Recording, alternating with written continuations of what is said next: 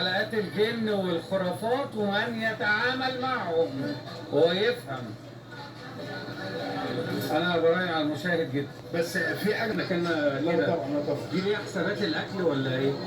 هم العيش والملح اللي معدي 20 سنه. بالظبط. ميار الببلاوي ما كانش في وقت من الاوقات في حد، انا بقول بدون القاب اللي بينا، ينفع ترفع عليه سماعه في اي اتجاه استشاري او حاجه في المجتمع او عايزه مين يقف جنبها غير احمد عبد العزيز. حط تحت دي 100 خط.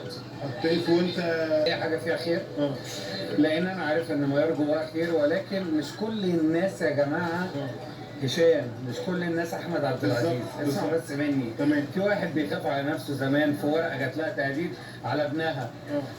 انا لو حصلت معايا وابني اللي اسمه ابني، لا انا هقف قدام الصخر لسبب ضنايا وكل حاجه، بس انا عندي قناعه ان ربنا اللي بيحميني ويحمي ابني. هي ما تقدرش تعمل ده. ما تعتبش على حد قلبه مش جامد. دي نقطه. النهارده هي خايفه برضو على الشغل، وان ابنها في نفس المكان، وان واضح تماما ان توجيه من المكان اللي هي تنتمي ليه، وده حقهم الشرعي يعني، انك انت طالما بتاخدي عندنا جنيه يبقى ما تطلعيش اللي عندنا. قلبها مش جايبها، مع ان انت يا ميار اللي دايما كنت تقولي لي لا حيله في رزق ولا شفاعه في موت، مش حد ماشي في الارض بيدي رزق حد خالص. ده اللي اتعلمته بقى وانا بقعد جنبك في حاجات كتير. اتعلمته وانا مره بقول ما في المحور، أو انا ببقى قلقان من الناس قبل البرنامج بقول وجعلنا من بين ايديهم سدا ومن خلفهم سدا فاغشيناهم فهم لا يبصرون. قالت لي لا ما تقولش كده.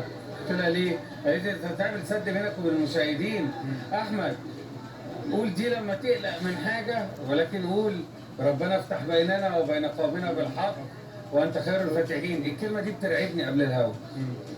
تعرف يعني ايه تخاطب ربنا قدام الناس وتقول لهم انا هتكلم معاكم يا مشاهدين كلمه حق؟ ده الكلام اللي كنا بندردش فيه يا ميار. مفيش حد لا بيرزق ولا حد يأذي حد الا بمشيئه ربنا، هي كلها اسباب. انا النهارده بعد السنه